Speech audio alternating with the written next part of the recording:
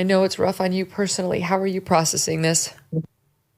I mean, we're devastated, Megyn. I'm in Northwest Ohio. I was traveling from my home in Columbus when we heard the news, but we are devastated. Just got off the phone with my wife. I was with Charlie here just 2 weeks ago here in Ohio. It actually wasn't something, broadly broadcasted, but we had some one-on-one time together, had a real heart-to-heart conversation when he was here. And even 2 days ago, was talking to him like I'm talking to you now. Spent a good part of the last year together, traveling the country, doing actually events like the one he was doing today. Intense, on college campuses. And it makes you think about what did he do that was so wrong that earned him this fate. It was to foster open conversations with young people who were hungry to figure out what they believed. And that's what he did. And I think more than anybody else I know, I really mean it when I say this, I think more than anybody else I know, he was committed to talking to people who disagreed with him, to do it openly. That was his ultimate sin. It turns out, in the twisted world we live in today. And, God blessed him with immense gifts that rarely a person might have. And what I love about Charlie is that he was not afraid to use those gifts to do what he felt was right for his country. He knew the risks he was taking. I mean, he had 2 kids. They're a little younger than mine, 2 years apart. I think around 3 and 1. Yeah. Worst kid's age. And he did it. I mean, those kids are going to grow up without a great father. They were kids to a great father, a great man, a great American, and they're going to grow up without him. But he took those risks for those kids so they could grow up in a country that he believed in. Yeah, I was just talking about this. I just was talking about this the other day. It was Graham Linehan, the Irish citizen who got arrested in the UK for tweets on the trans issue. Mm-hmm. And he's paid a dear price for his own outspokenness on controversial issues. And he said, not in the trite way, Vivek, but like in the way that really struck me. He said, I speak up for my daughter because she can't. And he meant more than just she's too young to really understand these issues and process them. He meant there's fear, and that our young people today really, they're not in a position like you are, like I am, like Charlie was, to risk professional reputation or blowback or cancellation, what have you. But no one's factoring that in, right? Like that's, even as a politician now, you must have seen your risk profile go up, but do you really think your life is on the line when you're out there talking? As a public figure, I've always known it's a risk, but it never really felt like a real one. Not until the last year. But I think that we've taken a dark and twisted turn in the country where this has become normalized. If this were shocking, this would be bad enough if this were an event, Megyn. If this were utterly shocking that none of us saw this coming, that alone would be horrific enough. And yet the only thing more horrific is that actually it's not that shocking. Charlie saw it coming. He talked about the culture of political assassination at a time where people thought he was hyperbolic for saying so. Right? And the ultimate devastating irony, it was his clarity of vision that he ended up suffering the consequence of what he saw for our country. Is it that surprising when you have 2 assassination attempts on our current U.S. president, which in his case, thank God, he didn't suffer the same fate.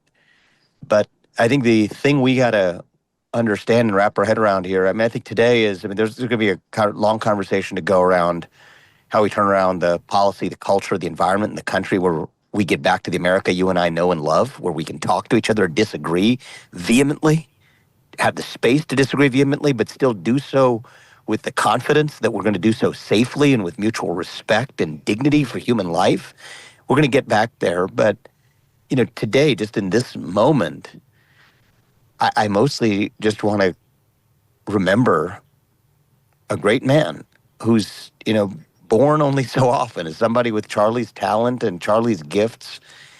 And in, 30 plus years, 31 years on this earth, he was able to, in a shorter time than most are given, accomplish more than most do. And I just pray for his kids that they're able to grow up. I know they have a wonderful mother as well, who's one of the strongest people out there. I can only imagine what she's going through, but oh God, I hope those kids grow up. His mom.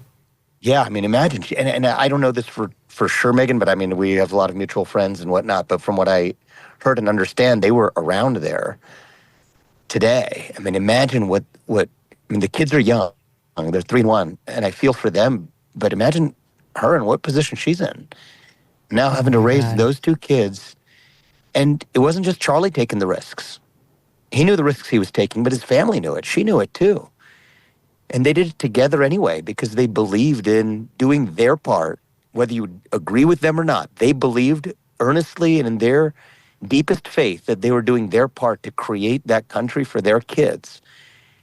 And today paid the price of an ultimate sacrifice that, at least in Charlie's case, he didn't discount that. He wasn't blind to it. He talked about it as a risk.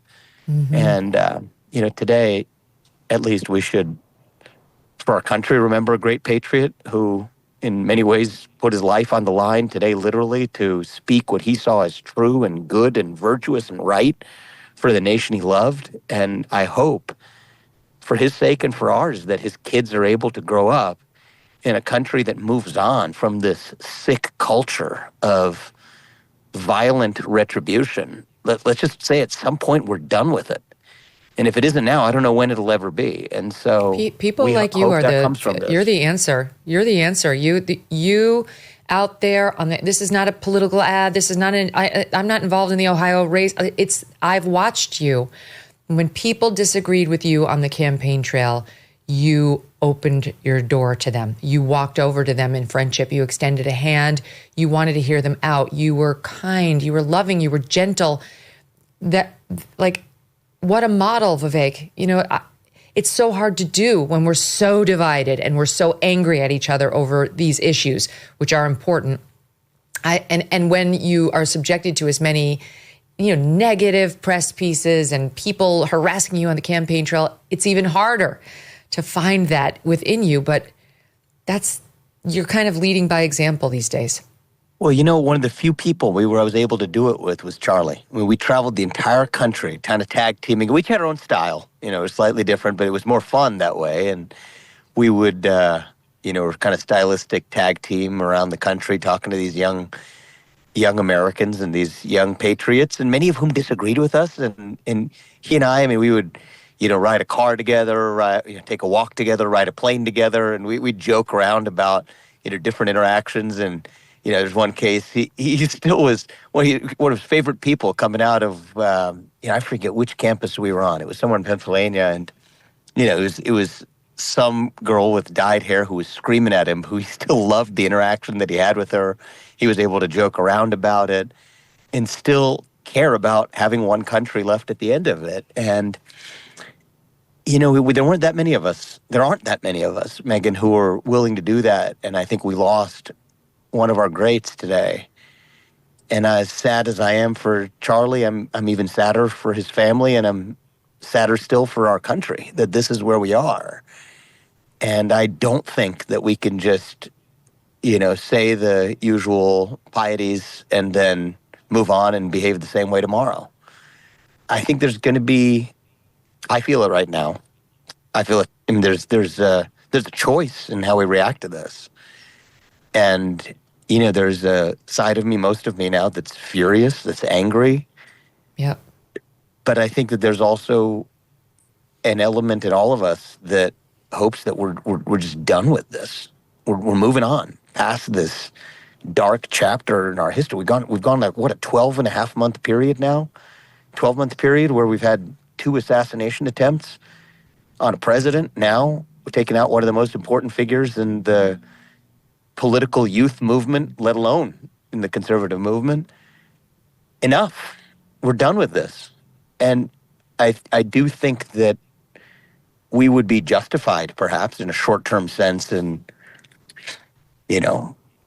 adopting the kind of rhetoric that Charlie was himself the subject of, that who knows what the circumstances here, we don't have the facts, but you could imagine at least would motivate someone to act in a horrific way. But, I think the best of what Charlie was trying to do and the best of what I hope we can do for our country aspires to more than just fighting, fire with fire. I hope we can fight fire with water, which might be the harder thing to do. Yeah, well said. I mean, you talk about what a consequential figure he became. I'm just watching my producer text chain here, which has got all the latest news. Joe Biden has weighed in. Donald Trump has weighed in.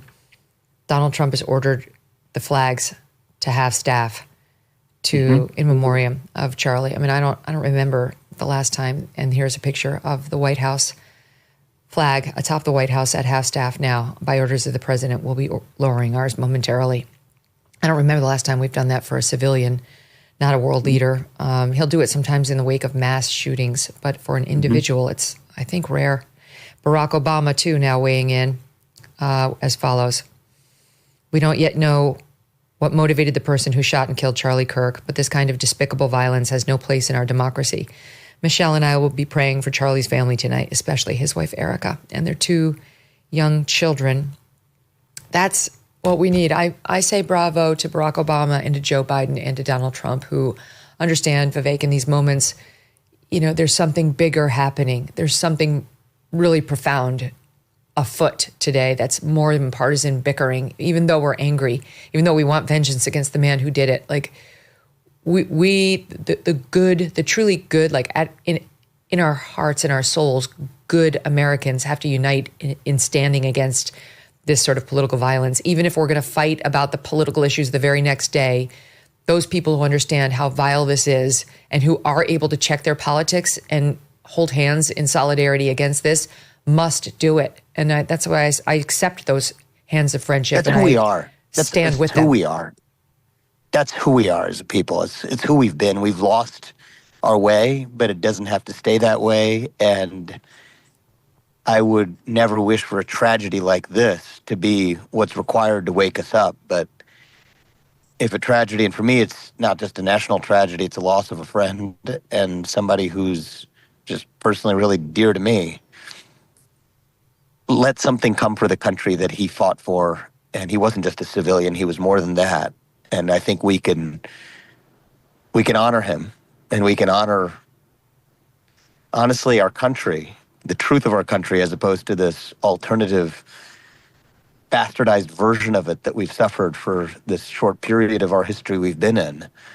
We can revive our true country by being a place where, look, Barack Obama, Joe Biden, Donald Trump, yourself, myself, and everyone in between can agree that we're a place where we respect life, where we respect the lives and the dignity of our fellow citizens and our neighbors, that we can disagree like hell at times and still, ideally, we'll get together at the dinner table at the end of it and call ourselves still citizens of the greatest nation known to the history of mankind. That's who we are.